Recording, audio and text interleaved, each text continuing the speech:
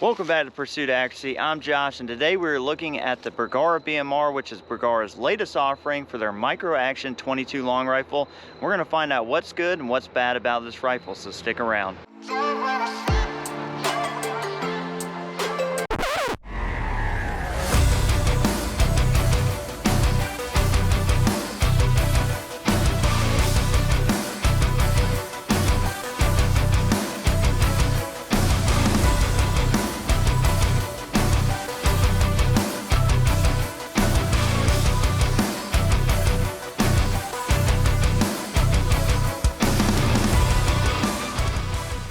So we're back here on the bench today, guys, to talk about yet another new rifle for 2021, and this is the Bergara Bmr, which is a micro action 22 long rifle.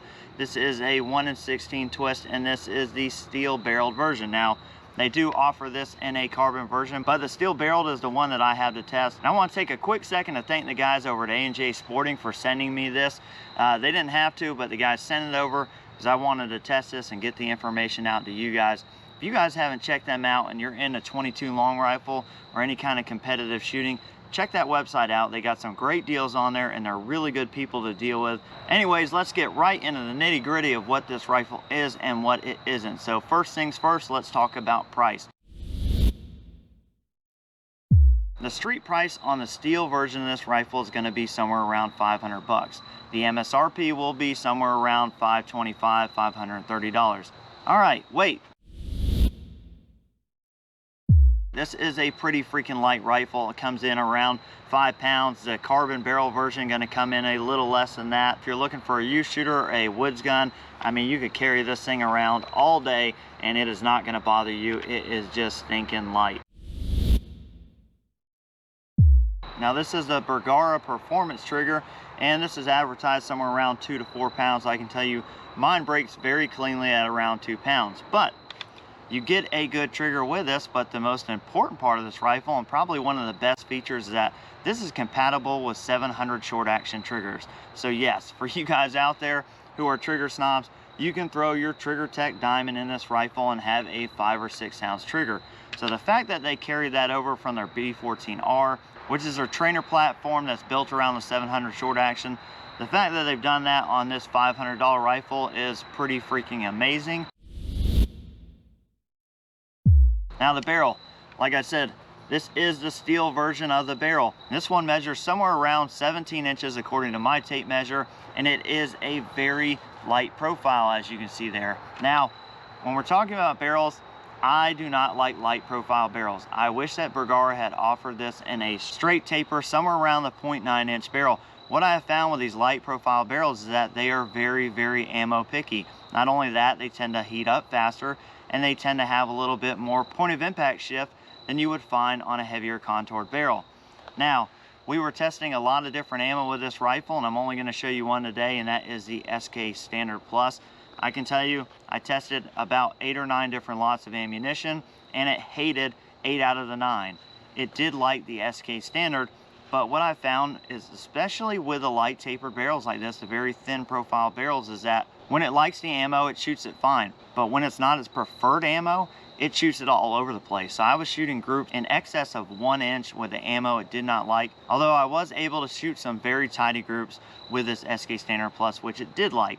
That's just something else to consider.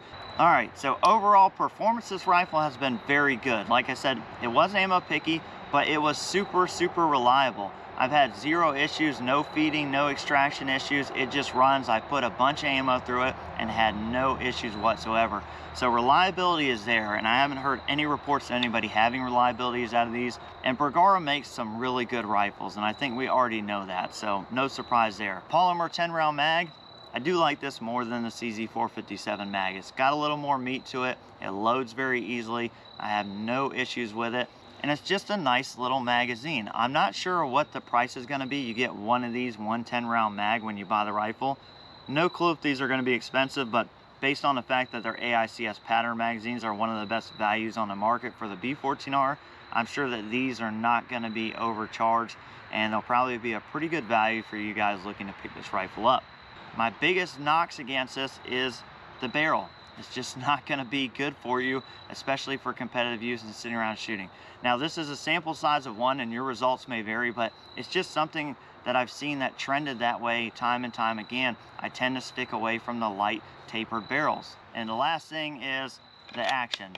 So the action is pretty nice, but it is a little bit more crunchy, and it does have a little more gritty feeling than I would like to see in a rifle. I understand it's a $500 price point. They're making a heck of a rifle for that price point. It's hard to complain about that, but it is noticeably more crunchy and less smooth than that of like a CZ 457 or something similarly priced. So I wish they would have done a little bit more work with a bolt here to get this slicked up just a little bit more. And before we get to the bench and start shooting groups, there is one more positive, as I did want to end this on a positive note. These guys do their homework. Now, I will not knock Bergara on that. They're very good at marking. They're very good at understanding what the shooter wants and what they don't want. So big kudos to them for including a 30 MOA built-in rail when you get the rifle. So that's going to save you some money. If you buy like a CZ, you are going to have to buy your own 15, 30, or 50 MOA rail. That's going to cost you somewhere between 50 and 100 bucks depending on who you get it from. With this rifle, $500 street price, you're getting that 30 MOA with a rifle. You're getting a really nice trigger that offers 700 short action compatibility. You're getting a good solid stock, although I wish they would have done something with a cheek riser, but again, 500 bucks, good fit and finish, and a reliable action. So for 500 bucks, I really don't know what else you could ask for out of this rifle, but let's put it on the bench. Let's do some shooting. We're gonna shoot a few groups, and then we're gonna bang some steel, and then we'll come back here and wrap it up.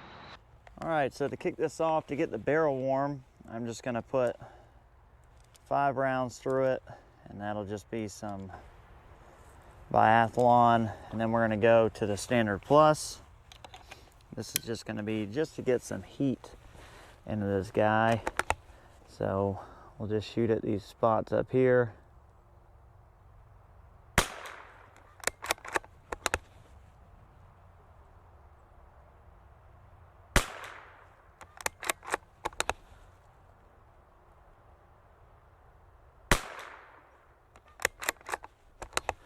Oh, pretty good group actually.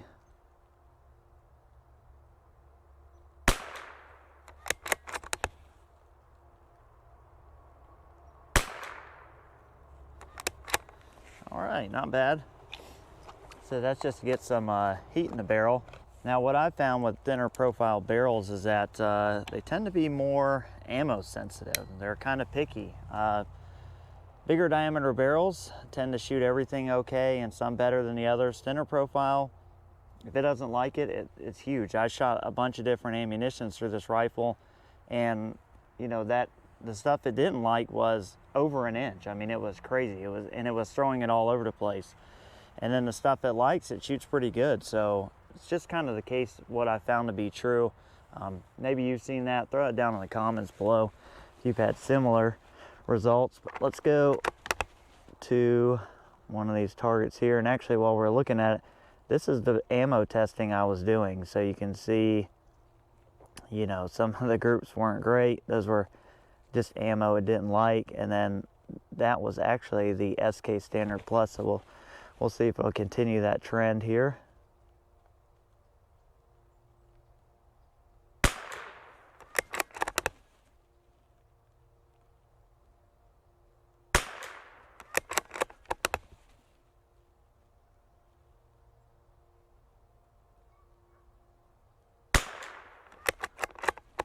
Not bad.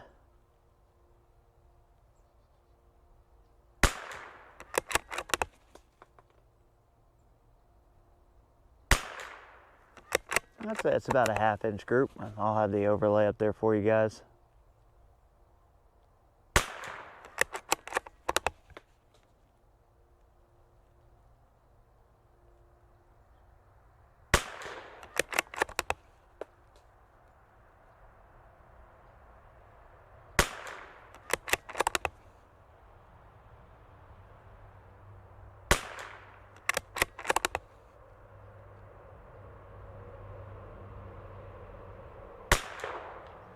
Well, that one opened up. That's probably an inch, but you can see off that one I shot earlier, that was definitely sub 1/2 inch. That's about 1/2 inch. This one opened up with some heat. So that's the other thing with a thinner profile barrel is I can feel the heat on this right now. It does not take these barrels long to get hot. Let's shoot some targets. 50 yards, no problem. Let's go 1 mil hold at 70.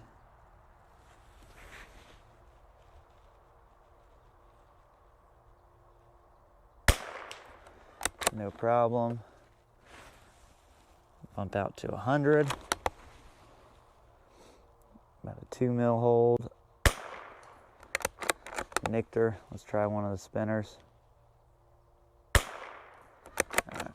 looks like just a hair left. Oh, looks like it's low. Let's try dialing it. There we go. All right, let's go 3 mils for the grenade at 123.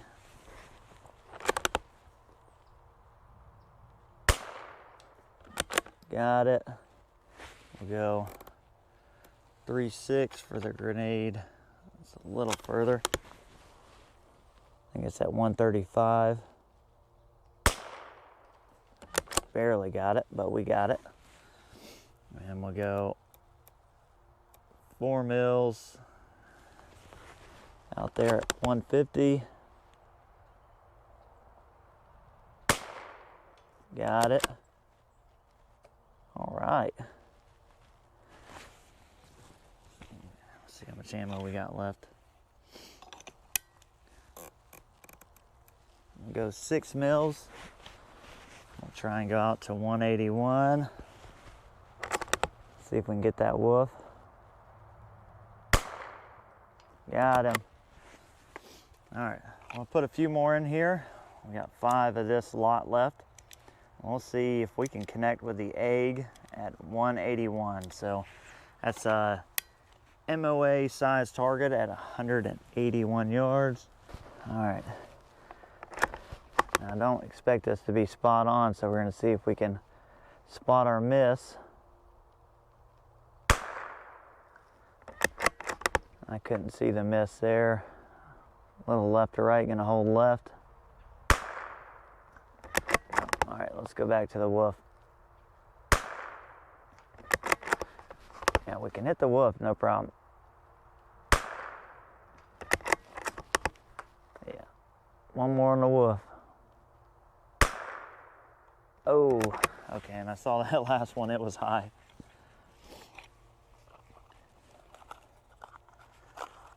All right, we're not giving up on the egg. I just saw that last one. There we go. Hold them straight up. There we go.